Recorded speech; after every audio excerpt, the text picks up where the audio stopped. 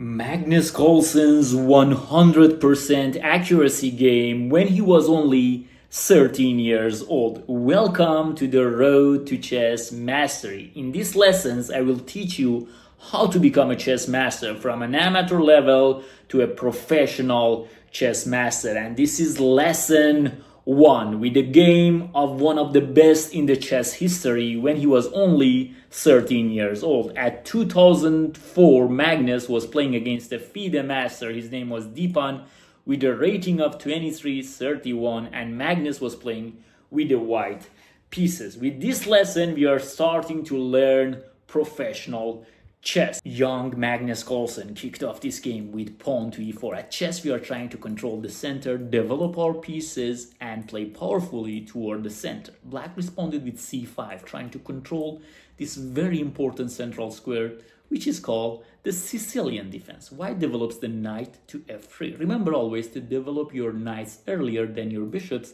because knights at their initial squares are not so much active. The bishop is doing something, but knight here is not doing great. But here it's great, controlling the center. Black is doing the same, controlling the center, developing the knight. And Magnus Carlsen here tries a very interesting move order, knight to c3, that I highly suggest you to play this. And in later series, when I'm trying to teach you how to play against the Sicilian defense, I will tell you to play the exact same move order to trick many of your opponents. At this game, his opponent, which was a Fide master, has been tricked by Magnus Carlsen. Knight to c3. White is keeping his options open. Many players are just playing pawn to d4, open Sicilian, or bishop to b5, the Rossolimo. But Magnus plays knight c3. He's keeping his options open. Some positions may be d4, some positions may be bishop to b5. His opponent responded with knight to f6. Probably he was ready to go into d4 and some kind of Sveshnikov or classical Sicilian. But Magnus continues this journey. Bishop to b5, putting some pressure, developing the bishop, and getting ready for castle. So develop your pieces, control the center, and castle. These are the three main rules in the opening. If you always follow them, you're going to have a good position in the opening. So bishop to b5. And in this position, White has so many options. He wants to play e5 in some positions to chase this knight. In some positions, he wants to transpose back to open Sicilians, and in some lines he might just take on c6 and double the pawns. And here is where black goes wrong. In this position, g6 is good, knight d4 is somehow good, queen c7 has been played, these moves are good. But in this game, black just plays e5. He was not capable of playing this move at this position. With this move, he opens the position. When you are behind in development, like in this position, black is behind in development, you are not supposed to open the center. But in this game, he opened the center. By e5, he tries to prevent this e5 and d4 forever. But by e5, the knight is controlling the pawn. So what happens if I take here, which Magnus done, and after take back, what happens if I just take? I just won a pawn. So if you just develop, I will just come back. White is a pawn up, winning position. You even have double pawns. But black's idea was to open up the position. He just took on e4. But remember, his bishop is still on f8. He didn't castle. Magnus just simply take back. In this position, he played queen d4. Engine believes that this move was not the best move. But let me tell you something, there is no big difference. And Engine at this level doesn't understand everything because it's a very deep position and it's already in the opening. So Engine with this depth doesn't understand all of the moves. It's actually the same thing. And Magnus Carlsen just simply here plays castle, which Engine believes it's wrong. And this is why Engine gives Magnus Carlsen only somehow 98% accuracy, only because of this move. Other moves are perfect in this game. But let me tell you something. Magnus Carlsen at the age of 13 was doing better than this Stockfish on chess.com website. So let's investigate this claim, because I told you that Magnus had a 100% accuracy performance in this game. Let's see if I'm right. When you do the review in this position after queen d4, it says that castle is wrong and queen e2 was better. But when you play queen e2 and when you execute the move queen takes e5, you suddenly understand that it's only 0.5. But what Magnus played was castle, and it's already 0.6, even near to 0.7. So Magnus was playing better. And this game is a 100% accuracy game. It doesn't matter, white position is completely great. In this position, black has to take one of these knights because he's a knight down. If you take this one, you're just going to lose the game because of rook e1. This is just over. Knight is going to jump somewhere and you're going to lose the game. So you're going to take this one. And here, Magnus plays a brilliant move. His understanding of chess, even at that time, was perfect.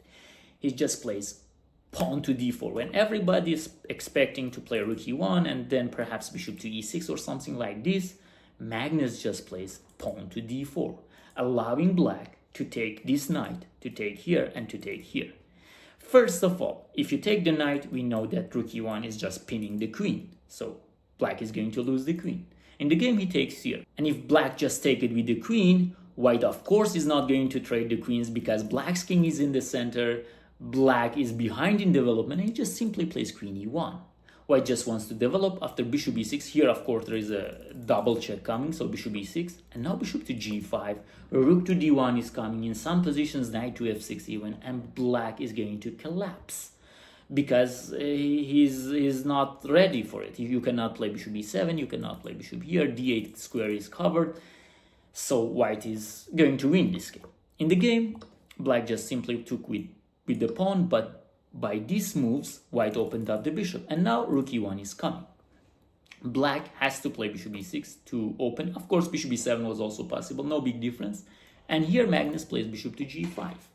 He's trying to win the queen with knight to f6. And black position is already hopeless. As I told you, when you're behind in development, it's not a good idea to open the center. Now white has lots of powerful attacks and lots of threats. In the game, black played bishop e7. He accepted that to lose the queen.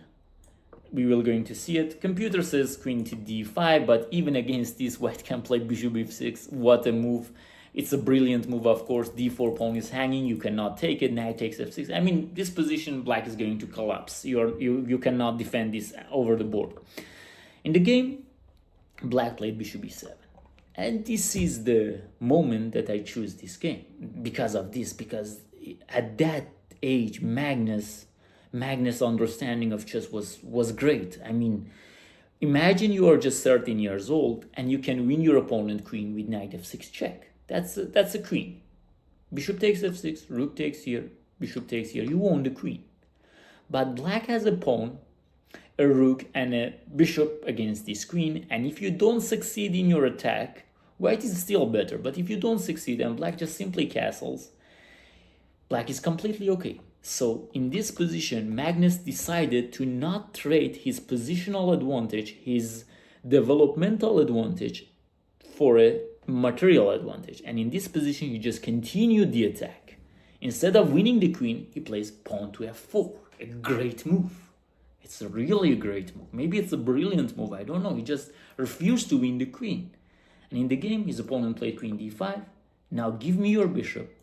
And let's just continue the attack. Let's just sacrifice another pawn. You cannot take it. You cannot take it with the bishop because something like knight c3 is just going to win your queen. The bishop is attacked. If you're not going to move it, I will take your bishop. So you need to take it with the queen. And here where the problems are coming. Queen takes d4. This queen is the most powerful piece in the board right now. Queen d6, everything is coming. And the king in the center. Look at the king in the center. This is all the consequences of that e5 move and going into those kind of tactics when you're behind in development. In the game, black just plays queen d5, which is a mistake, but king f8, okay, was a better move. Knight c5, it's a kind of engine defense. White has also some other things, but black king is still in the center and the rooks are not connected. When you castle in chess, as I told you, develop your pieces, control the center and castle. When you castle, you connect your rooks.